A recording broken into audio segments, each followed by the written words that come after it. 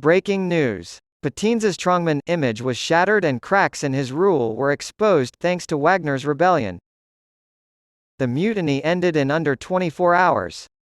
Russian President Vladimir Putin agreed to drop criminal charges against mercenary leader Yevgeny Prigozhin in exchange for Belarusian President Alexander Lukashenko allowing him to seek asylum in Belarus as the rebel Wagner column approached Moscow.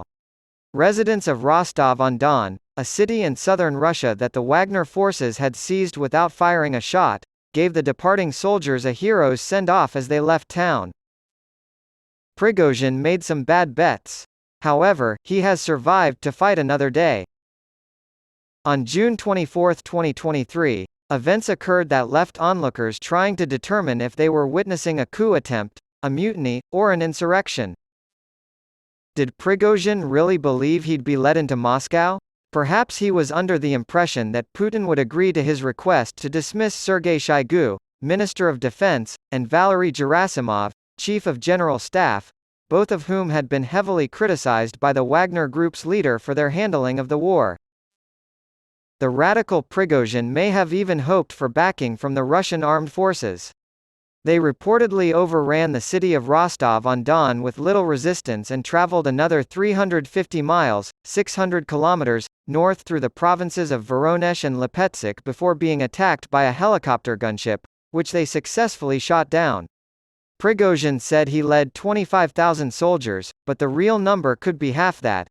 Although the mutiny was brief and its motivations murky, it will have long-term consequences, including undermining confidence in Putin's ability to lead Russia to victory in its conflict with Ukraine.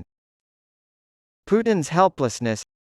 The failed uprising led by Prigozhin has put a dent in Putin's strongman image, both in the eyes of foreign leaders and ordinary Russians. The rebel army led by Prigozhin took over Rostov-on-Don, the headquarters of the Russian Southern Military Command, and then marched north on the M4 highway toward Moscow. He was powerless to stop them. At 10 a.m. local time on June 24, Putin gave a televised address in which he called the uprising a stab in the back, and demanded severe punishment for the mutineers. However, it was Belarus President Lukashenko's intervention that finally put an end to the mutiny, not anything Putin said or did. By agreeing to the compromise deal that allowed Prigozhin to avoid punishment, both Prigozhin and Putin displayed unusual restraint and pulled the country back from the brink of civil war. Kirill Rogov, a Russian political scientist living in exile, has argued that the rhetoric Prigozhin used to justify the mutiny may be more problematic for Russia's leaders than the mutiny itself. Prigozhin argued that the Ukraine war was a mistake from the start, launched to benefit the personal interests of Defense Minister Shoigu and an inner circle of oligarchs, in an interview that was released on social media the day before he took control of Rostov-on-Don. Prigozhin dismissed as cover for self-interest all of Putin's ideological claims about the war, including the need to denazify Ukraine and the threat of NATO expansion. "Our holy war has turned into a racket," he declared. Putin's tenuous hold on power and the ideological hollowness of his framing of the war in Ukraine and Russia's place in the world have been exposed by Prigozhin's words and actions. Unrest on a national scale. Putin has repeatedly claimed that domestic and international protests against his rule are all part of a Western plot to destabilize Russia. It's unlikely that his spin doctors will be able to convince anyone that Prigozhin is anything but a Western pawn. Over the past decade, and especially following the invasion of Ukraine in February 2022, Putin has used the full force of the state's coercive apparatus to silence any liberal opposition he has encountered.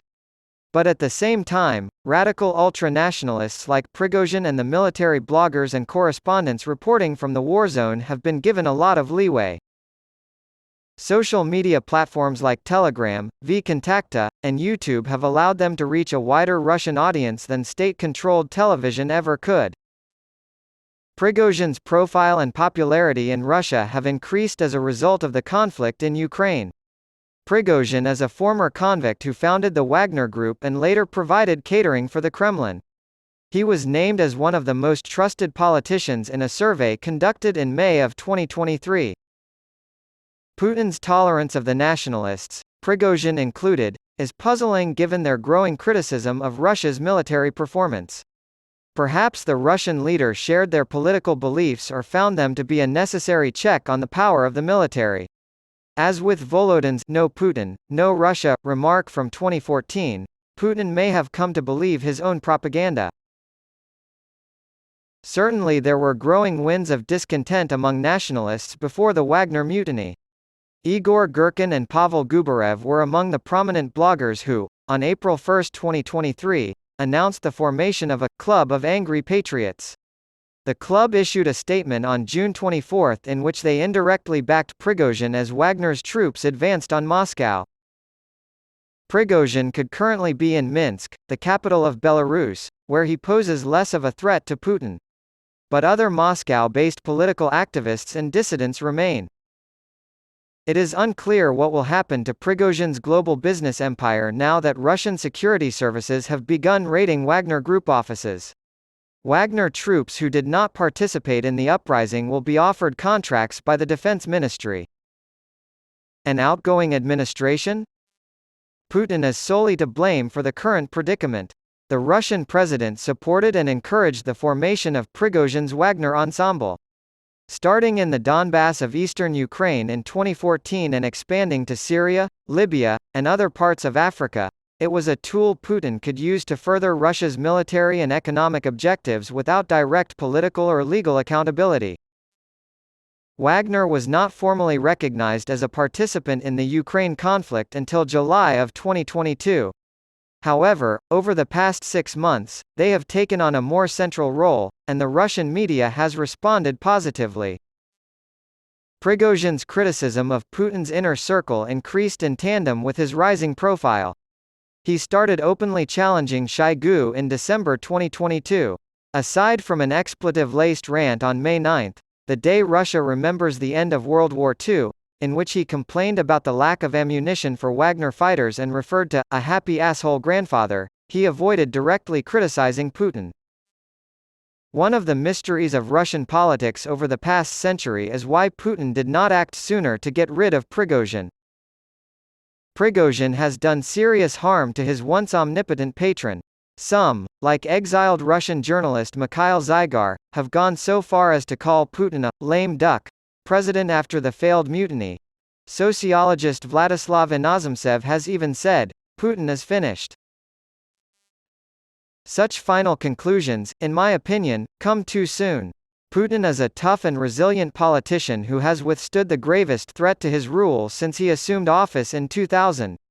However, the failed uprising has unquestionably shown major flaws in the Russian government's framework.